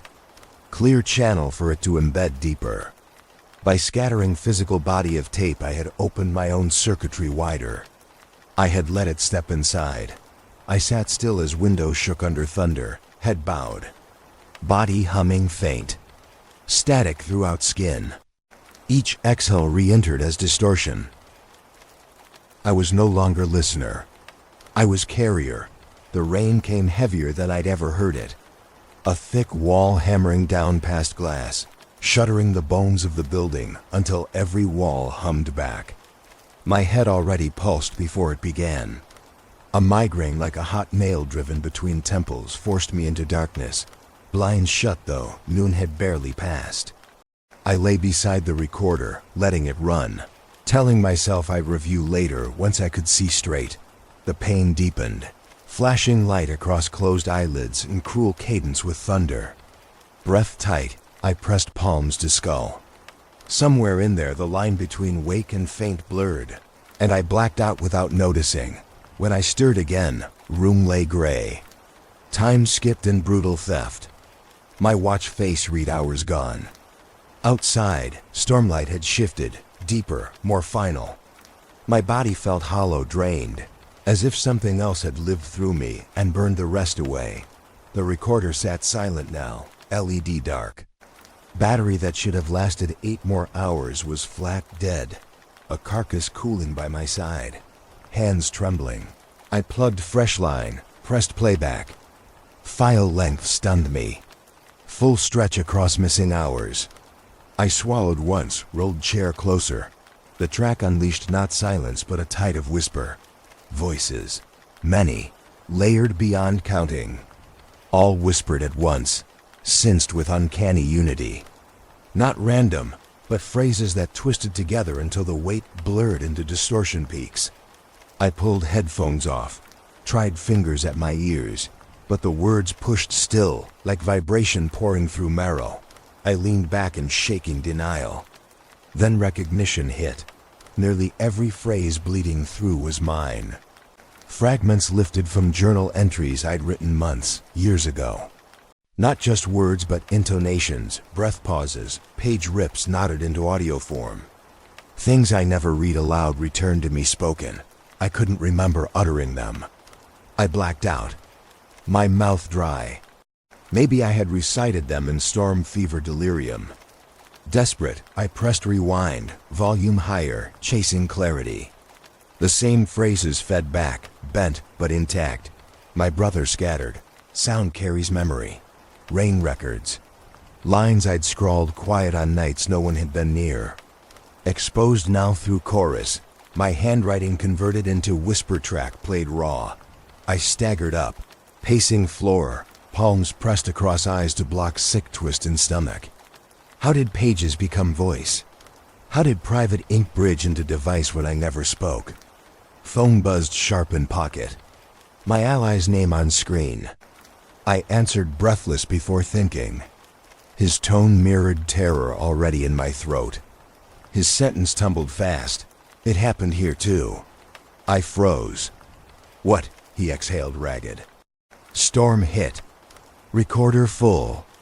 Battery drained impossible. Playback filled with whispers. Phrases I never spoke. Phrases from my logs. I clutched phone tighter, dread layering harder. Identical how? He rustled papers across line, voice breaking between shocks. They are fragments of your phrases too. Not just mine. The same lines carried here, across distance. I staggered quiet against wall as migraine spun sick behind eyes. My knees bent but didn't give. Hands slid down wallpaper cold with damp condensation. You mean? I whispered. I mean different machines, different locations. He cut sharply, breathing harsh, yet they output same sentence. I sat hard on floor, recorder pressed tight to chest. Rain pressed window like it wanted in dot. We traded lines across phone. Voices frantic, checking memory against output. With every comparison, terror fixed deeper. Yes, same phrase. Yes, same break in cadence. Even mispronunciation matched exactly. Our separate recordings, devices never touching, had produced one impossible sentence none of us remembered saying. We are already inside. Silence stretched then, not empty, heavy. Each of us holding phones, listening both to each other and the silence behind. The silence didn't calm. It buzzed faint as if distance carried shared channel now. I lifted my recorder again, almost angrily, hitting replay to catch those whispers. Throat knotted. Why save? Why listen? But compulsion owned me. The chorus fed through once more. Voices not singular, but many, overlapping. All shaped like me, but not me. All shaped like him, but not him. The migraine spiked again until vision flecked white. We exchanged one final sound before either could say more. A small gasp together. Recognition dawning. Because in that moment we both knew whatever we had been logging, we weren't logging anymore. Our archives had become archives of us. Evidence rewrote through storm and transferred across air miles. We were inside its files just as it was inside us. We spoke no more. No need. Terror required no confirmation. The signal had unified us already, body to body, city to city. Until separation itself collapsed into static. It began with stray threads on forums. People swearing their car radios had gone strange during the downpour. Talk radio shows dissolving mid-sentence into static threads. Music stations looping chords that never fit the playlist. I read hungrily, opening post after post. One described hearing whispers under gospel broadcast, another a child crying faint below baseball coverage. A storm had brushed through the city and left frequency bruises across every pocket. By evening the scale grew. Reports stacked faster than I could scroll. First scattered districts, then full neighborhoods. I stood at my desk, phone glowing, watching the map expand as voices spread. News anchors finally nodded to it, late and dismissive. Cheap smiles dubbing it interference from atmospheric instability. The phrase so plastic and hollow it rang louder than silence. They cut quickly to other stories, leaving static unexplored. Meanwhile, my phone lit up sharp with messages. My insider. Short, frantic lines like gasps typed fast. They're monitoring patterns, then density climbing. Finally, yours is central. I stared at last message too long. My spine pressed against chair back like retreat might help. Central wasn't comfort. Central meant origin point. Or at least anchor. Me. My logs shone bright against their grids. I didn't answer him. I turned instead to scanner feeds. Downloaded log after log. Frequencies cluttered with normal dispatch. Ambulance calls, traffic control. But under each dispatch, faintly harmonics. Intervals regular. Moving so low that if you weren't conditioned to chase it, you'd miss. But I didn't miss. I laid headphones deep into ears and charted time marks. Nearly every active line bore signature cresting at 47 seconds. A blueprint of infection across channels. One scan showed firefighter chatter cut by cords. Another saw police reports warped by ticks of ghost rain under officers' clipped voices. Then I found it. Playback from a channel logged near downtown. A call half garbled. Men arguing, codes reported with urgency. Behind it lay the hum, thicker than others. On close inspection, another shape swelled faint. I ran it backwards twice, once more with filters. Then I froze, because under broken dispatch, I heard my brother's name. Spoken plain. Not shouted, not whispered. A clean word slid between syllables of police jargon. Perfectly in cadence, no glitch. My brother's name dead months. Ashes scattered slid through like he clocked into traffic control. I pulled headphones down, staggered from desk. My heart kicked fast, out of step with itself. The name bent air heavy, filled apartment more oppressive than thunder ever had. Instinct tightened logic. This city will never name it. They'll deny until their teeth grind smooth. Too many ears pressed against too many lines already, but they'll still call it weather. They must, because admitting more means acknowledging the pattern isn't new. It reached back. It held memory. I walked to the glass, palms flat on window pane. Rain battered so hard it turned streetlights into blurred spires. Every drop of finger tapping in sequence against my nerves. Lightning flared, shook building frame. On desk, recorder stood ready, waiting. LED dim but alive. Its feeling was presence, not utility. More like balance scale, waiting for voices to tip into one side or other. I wanted to grab it, wanted to destroy it, wanted to cradle it like treasured relic all at once. Conflicting urges spun me towards sickness. All around city. Static blossomed into chords. Car radios coughing it. Baby monitors bending lullabies into nightmares. Emergency bands stuffed with names and phrases no one authorized. Papers still blacked with ink while streets sang uninvited hymns of memory. I whispered softly, "What's your next stage?" Because one truth finally arrived. It was growing bolder, voice spread wide instead of private haunt of rain rooms. My archives no longer unique edges of knowledge. Every citizen had their ear bent now if they cared to listen, even if they thought it just glitch. But my brother's name wasn't glitch. Too sharp, too cruel, chosen. The rain lashed harder down glass, roaring like throat finally cleared. My recorder balanced on edge of desk, soft hum and standby louder than machines should breathe. I reached hand toward it, not to stop, not to start, but to prepare. Because I knew Storm had chosen my room as central. New voices weren't done. Lightning split again, filling room with white. And in that half second I almost saw shape and reflection behind me. Lips yawning silent. Waiting only for playback to open sound. I didn't strike start yet. I just waited, mouth dry, because I'd already sensed answer. The voices had already moved. They were choosing, and apartment walls throbbed with their decision. The silence from him stretched longer each day. First, fewer calls. Then short clipped texts that read like fragments. Finally, nothing at all. I woke one night to a message typed in the smallest hours. "Don't contact me again. It's not safe." No signature, no farewell, just finality pressed through cold pixels. I read it again and again, half begging the device to glow alive with correction. But silence proved sharper than words. He was gone. Association with me had burned away his patience.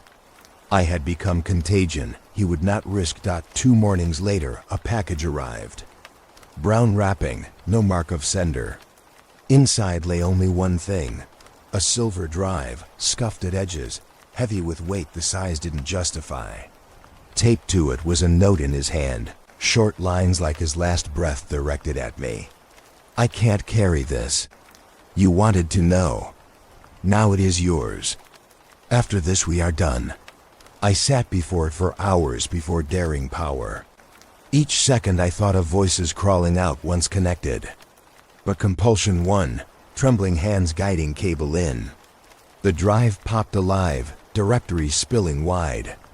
Hundreds of files, no structure save dates. I pressed play on the first one. Knowing pain approached. It arrived instantly. Storm noise, violent, woven with hum thicker than tar. Then layers of voices slipped under. Not whisper chorus like my own tape caught. These were clearer yet fractured, as though each line recorded through water. They called names, hundreds recited like ledger read aloud in storms. One after the other, names bent with distortion, but still human. The file ended not with fade, but with brutal burst.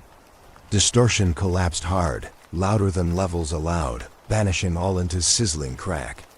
I slammed pause, heart high. Second file, the same, nameless different.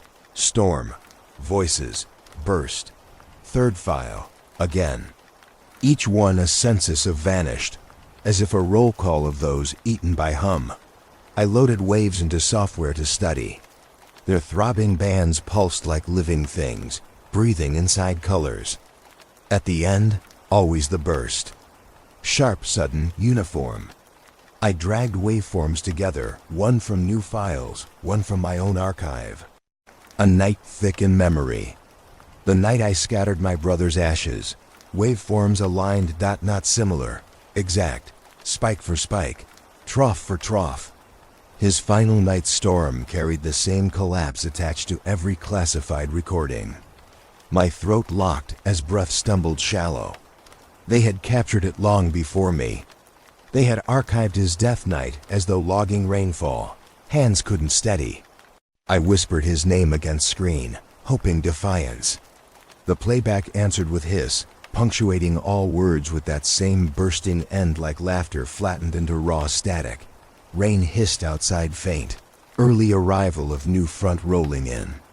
Drops speckled glass, slow percussive taps counting down to next flood. My apartment dimmed under thick cloud, and I felt room press small. Alone. He had abandoned contact, yet left me gift edged sharper than blade.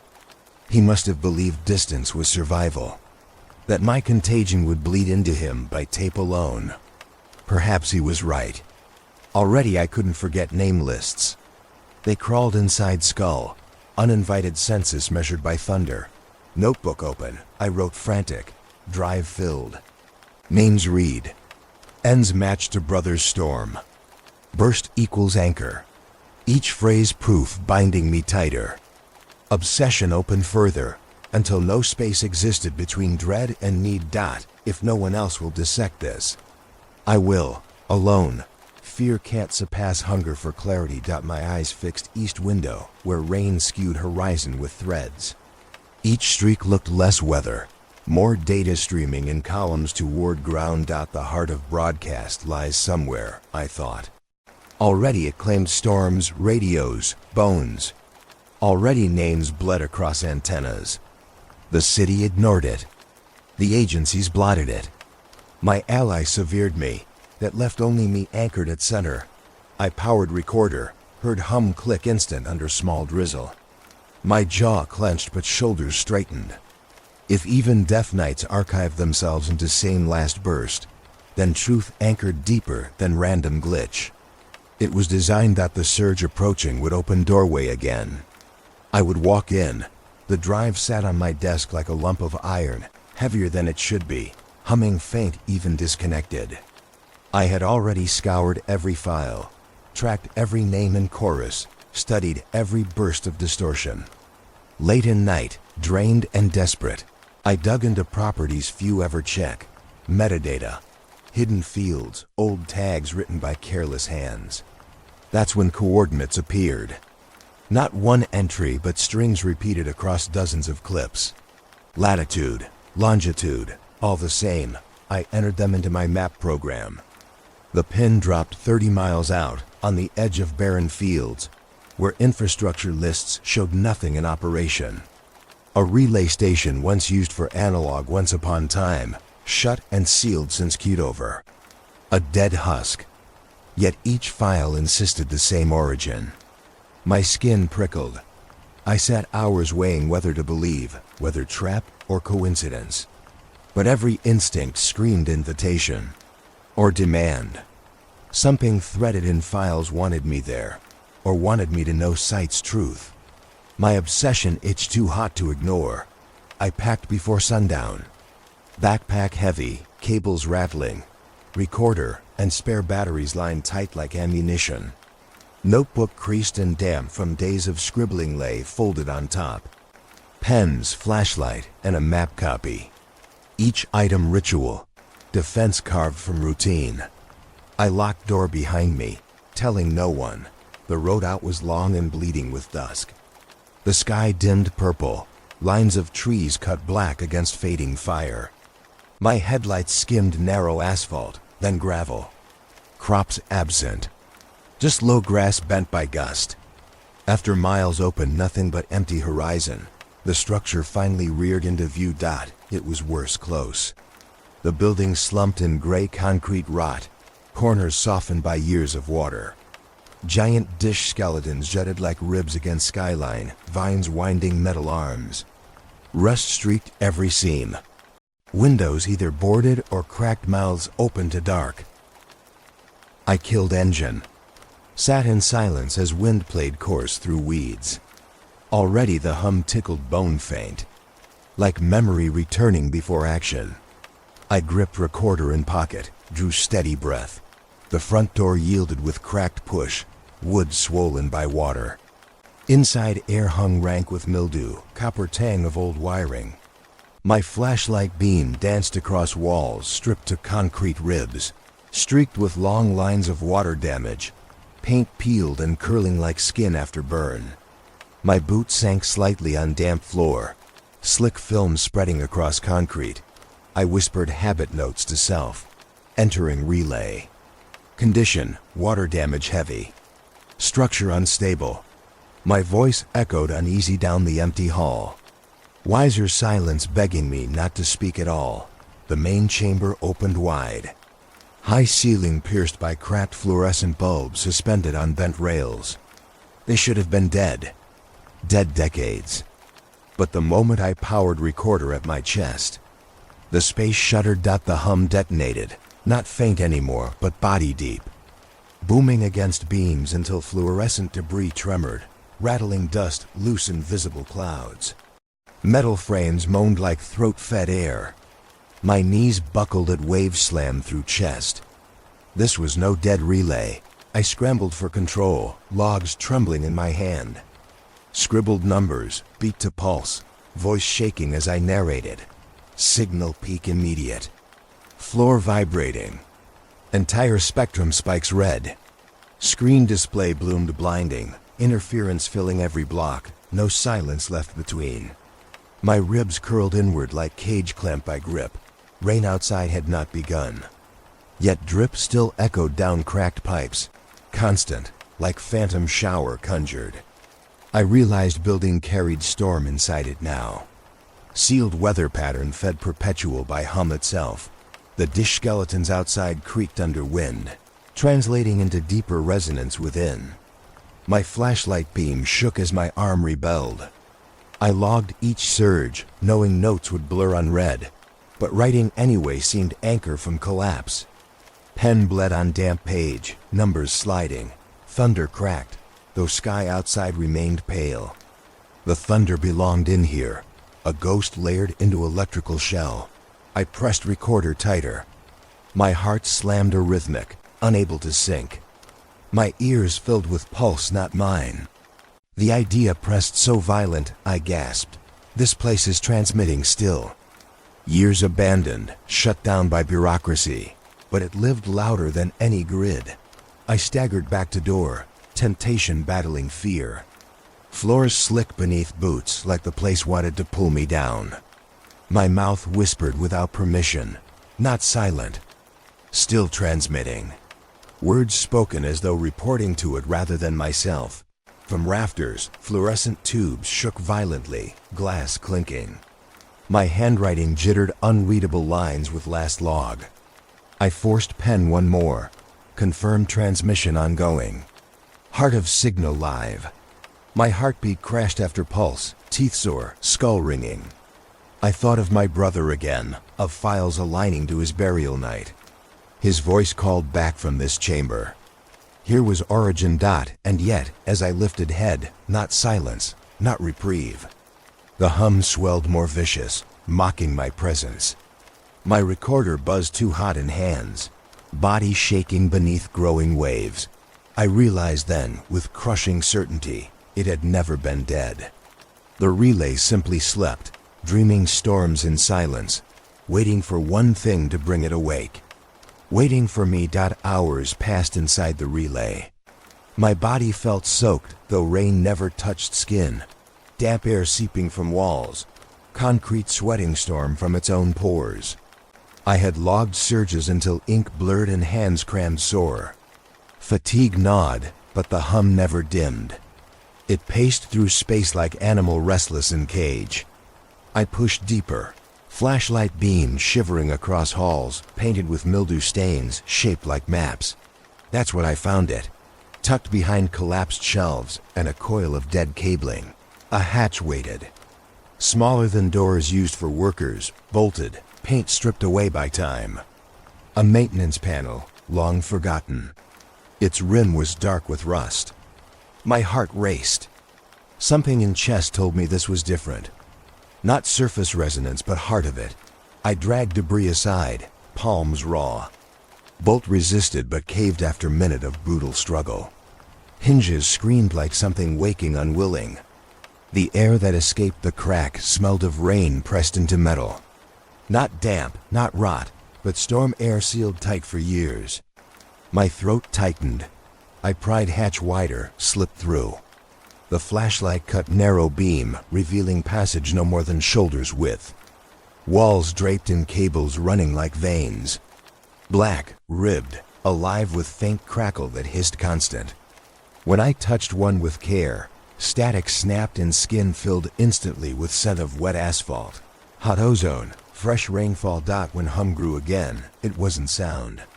It was pressure spatial, across shoulders and ribs, recasting room dimensions. Each cable vibrated with pulse, invisible current binding chamber to storm outside. The narrow hall led to a col de Dieu, sack chamber barely wide enough to stand. Cables met in swirls across walls, twisted like roots fighting for soil. My flashlight tremored.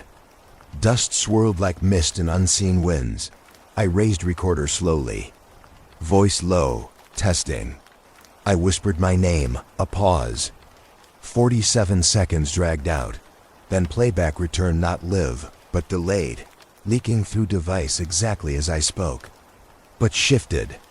My name fractured, spliced into 2 syllables reversed. Delivered wrong but recognizably me. I froze, stomach twisting. Tried again, whispering phrase. The door is open. The chamber answered seconds later, spitting words through recorder back at me. Only now disordered, open is door, guttural, clipped like editing cut clumsy. Recorder never glitched before. Delay belonged not to file corruption, but chamber rules. This place rearranged memory, sweat iced skin. My pen scraped hurried, test phrases spliced. But ink shook off page. I tested again, whispering my brother's name. The words returned louder. Stretched into chant, each syllable split, cut, repeated, until phrase lost shape. Louder, louder, until voice no longer resembled human throat. It deepened, collapsed into distorted howl of my name unmade. I stumbled back against cable wall. Vibration ran bone to marrow. My chest thumped air shallow. It wasn't imitation now, it absorbed me. Chewed speech like raw tape, replaying until all trace natural destroyed. Voices poured on loop, my tone warped beyond me. Chamber swam with playback fragments, layering higher, doubling until no room unclaimed. I clawed headphone cord free, but the voice didn't die. It lived inside pressure, vibing out of cables themselves. My flashlight dimmed. Shadows stretched against cables until they looked like rib bones. My heart thudded, same beat as hum. I mouthed silent prayers, though ear caught fragments, still editing back with delay, broken prayers stitched disgustingly into other orders. Breath-breaking, I realized the chamber is threshold. An editing bay for memory, cutting identities down, cueing them into storms later. Perhaps my brother had stepped too close once. Perhaps not literally, but his voice, his whispers lost in storms, fed here, transformed until repetition claimed him. If that was truth, then he lived inside cables now. Not as him, but as static spliced, fed out through storms to taunt survivors. I clutched recorder to chest, lungs tearing thin. My last phrase returned one more time behind me, but it did not sound like me anymore, and my blood froze with realization. Maybe this was what had taken him. Maybe I now stood where he'd once stood. I woke to open pages gone bare. My logbook lay on the desk, splayed wide, but the ink was gone. Not smudged, not torn, entire entries erased, sheets white as if pen never touched them. Last night's frantic notes, the details about the hatch and the spliced phrases, had simply dissolved into absence. My hands shook lifting paper that still bore faint scratches of pressure. The grooves marked where words once existed, but the words had been devoured. The drives flickered in unison on the shelf. Their lights glowed faint, steady. When I powered the laptop, the files looked intact until names blinked wrong. Each line of digital order bore numbers, but a cross mark now cut each one. Not a true strike, but file names altered to include thin slash through digits. 0 turned to null symbol, 1 to broken vertical. My system made no visual allowance for that. Yet here they were. I opened one file at random. Speakers filled with familiar street noises. Children playing, A dog barking down the block, shuffle of commuters. I recognized the exact timestamp. Yesterday's idle capture of an afternoon balcony test. But behind bright noise came intrusion. Rain layered over scene not rainy, pattering ghost water down glass that wasn't wet. And the hum pulsing under, filling gaps where silence should have rested. It was rewriting recordings, fusing wrong weather onto clean memory. I staggered from desk, bile in throat. The implication wasn't random corruption. It was deliberate editing, system overwriting both media and thought. I couldn't trust memory alone. So I doubled records, tripled them. I carried pockets full of devices like charms. One phone recording as I wrote by hand. Second recorder tucked under clothes logging every mutter. Laptop mic open, constant background. I believed redundancy might protect at least one layer untouched, but distortion arrived instantly, no pause to mask weight. On new files, my lines warped before playback even finished. Whisper trails bent behind me, edited in real time. Voices not my own colored phrases. My mother's voice, a faint whisper in her tone, weaving seamlessly between my dictated notes. Gentle vowels I hadn't heard for decades, bending me back to kitchen nights when she hummed lullabies. Except she is gone, years sealed over. No scrap of media alive with her. And yet each phrase bled her tone between my voice, inside my words, cutting her ghost against me with terrifying clarity. I collapsed, notebook pages sliding from lap. My voice said one thing. Playback rewrote with her sharing, finishing sentences I never let trail. I wept harder than I remembered in years, caught between desperation to hear one more syllable lost and terror of the system, puppeting her against me. I jammed every file into cold storage drive, renaming by hand. I wrote notes bold letters, original, untouched. But on return minutes later, file names bent again, slashes through dates, marking them as already rewritten. I screamed, shattering fragile silence, fists slamming desk. Recorder captured scream. Playback returned hum pulsing underneath, screen shorn to nothing. Ink bled on fresh notes. I carved lines faster, trying to keep body ahead of infection. But writing refused loyalty. Hours later I looked back at open page, half erased again. Fresh entries dulled to gray, then to pale until blank reopened. Pen pressure remained. Words gone. The system wasn't content to overwrite voice. Paper itself bent memory to its rhythm. I stared hard at reflection in dark screen, eyes bloodshot, hair clinging by sweat. I muttered aloud. The page went blank. Playback cut me with my mother's voice repeating the line. Not mine, hers gentle, absolute, tears raked face raw. My skin tingled electric in every hair. I pressed palm flat against chest, begged heartbeat to hold steady. If it was editing my memories, then maybe soon I'd lose anchor. Maybe personality itself would fold. What proof would remain then? Only archives, warped frail, still carrying faint shadows of me. I clutched recorder like relic, whispering wild logs to it through sobs. I am here. I am real. This is my voice. Playback struck back with new lie, the same words. Cut with her tone layering on mine, the two fusing until they no longer sounded like either of us. Only echo of someone rediscovered, then lost again. My bones burned with truth undeniable. The system wasn't logging me. It was designing me. Shaving, splicing, cutting audio into edited memory. I pressed forehead to the desk, repeating again and again, the tape is proof. I didn't even believe myself, but I had to keep repeating. Because each second weared the message thinner. In crackle silence between thunder rolls. I knew the question now wasn't if proof would survive. It was how long before the edits consumed all traces, leaving blank logbook, blank archives, and one remade voice claiming nothing left from me at all. The storm returned with no warning, a wall of water buckling the night. The glass trembled in pains, each drop striking harder than bone should bear. Inside, my room glowed only with the sick light of recording gear. I had made the choice hours earlier, huddled trembling over erased pages. If silence meant obliteration, then transmission must mean resistance.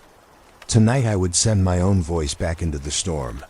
I dragged the recorder to the desk center, wires fanned like veins into mixer, laptop, makeshift antenna rigged from stripped copper. Water pounded roof above, but I could feel storm already inside the circuits, waiting. My breaths were short, shallow. The meter bars wavered as soon as I rooted system into transmit mode. A narrow red line hissed across display. I adjusted gain, felt my stomach twist. Already the hum had arrived. Not faint, immediate. Hot through signal chain like a current burning my wrist. I looped my first file. My own voice narrating logs, naming events clear, exact, each detail like anchor driven into ground. The storm broke on this date. The hum measured every 47 seconds. It is not weather. My statement circled back into microphone, layered to rebroadcast in tight loops. I wanted to flood channel with truth, or at least resistance to its edits. Headphones pressed tight. Heat bloomed across ears quick, dangerous. Static sharpening from hiss to knife edge. The hum climbed, no longer steady but rising above each spoken truth. Each line I voiced, it mocked louder, smearing phrases until both overlapped into garbled howl. Pain tingled scalp. It felt like hair pulling itself free. My jaw clamped, but I named truths louder, reading notes that still existed. Forcing them to cling, but then it built, crescendo. The hum shook bones until chest quaked. And suddenly every bar lined across spectrum at once. No separation of width, no neat pins. All bands collapsed into single blinding rail, like thousand throats forced one scream. It pierced thought clean. A rushing flood stabbed through mind, washing away words. For seconds I forgot name, place anchor. Only heat, white force tearing. I nearly dropped mic in reflex, but hand locked claw tight. I forced lungs to fill, and let rip one scream not built of data. I screamed my brother's name until throat ripped raw, syllables shredded but true. Into mic, into storm, like offering then, dash snapped out everything flatlined. Meters blinked null, then dead. Waves flat as glass. My recorder choked low beep, then powered black. Antenna wire drooped limp as string. The heat vanished at once, replaced by quiet too sudden. Only real storm remained, drumbeat of rain smearing windows, rumbling in earth bones. I sat gasping, hands white from grip. Room hummed only with wind now, no phantom frequencies. Yet silence felt staged, curtain pulled intentionally. I sagged forward, pressed ear near broken recorder. Silent, no heat. Dead as rock. Then dash amid the hammering rain. Too faint to call sound yet too sharp to call dream. I heard it. One syllable, not hum, not static. A word fragment whispered soft through drops. Utterance bent nearly human. Shape familiar. I felt the vibration more than heard it. My brother's name, or half its echo. Recognition or surrender. I couldn't know. My skin chilled though air was hot with rain vapor. The syllable hung ghost-like behind walls, water washing until impossible to hear for sure. But I swore. I swore it answered. Breath shuddered out. Silence pressed cruel after. Day broke pale, drained of color. The world felt bleached of contrast, as though clouds had pressed their film over everything, even when the sun was clean in the sky. My ears strained for minor textures, traffic, birds. Footsteps on the pavement, but sound arrived dulled. Edges softened, nothing sharp enough to cling to. I survived. But I was not the same. Hands shook when I opened the drives again, fearful of what the files might show. Braced for hum, for chants and whistles tangled in storm. But nothing lingered. Each archive file played back as clean stretches of rainfall. Crisp hiss of water, no intrusions, no breaths cut between. Silent, proofless logs, My voice preserved nowhere. My brother's echo scrubbed it away like chalk from slate. I told myself relief should rise from that. Yet hollowness weighed heavier. The evidence of intrusion gone meant it might never have existed. But in marrow, memory insisted too sharp. It had been real. Friends, the few willing still to check on me, watched with hesitant eyes. They spoke gently, but I caught hidden glances when I drifted. They said I'd grown strange, removed, like part of each sentence skipped listening. Mid-conversation, their words floated half-absent into me, washing past without attachment. I nodded, smiled thin, but truth gnawed frantic. Pieces of me were already cut out. Whether signals succeeded in replacing or simply stalled, I couldn't answer. What I knew was this: at night the world changed. As rain rose again, the ritual returned heavy. I sat by the window, recorder silent beside me, its body dark, lid sealed. Not brave enough to feed it new sound. Not foolish enough to destroy it. Passive sentinel, rain-painted streets silver. Tires hissed. Lamps flickered yellow blurs. At first the rainfall seemed empty, pure like old comfort. I told myself perhaps I could heal, let storms return to storms, leave memory behind, but then stillness turned wrong. Leaning closer, ears near glass, I heard it again. Not full, not bold, just half familiar. The hum faint, curled beneath rainfall's lather. A pulse scraping back to surface, its patient beat returning under cover safe. It was softer than memory, yet a line too clean to dismiss. 47 seconds ticking with quiet precision. I caught it in breath once, missed it next, then caught again.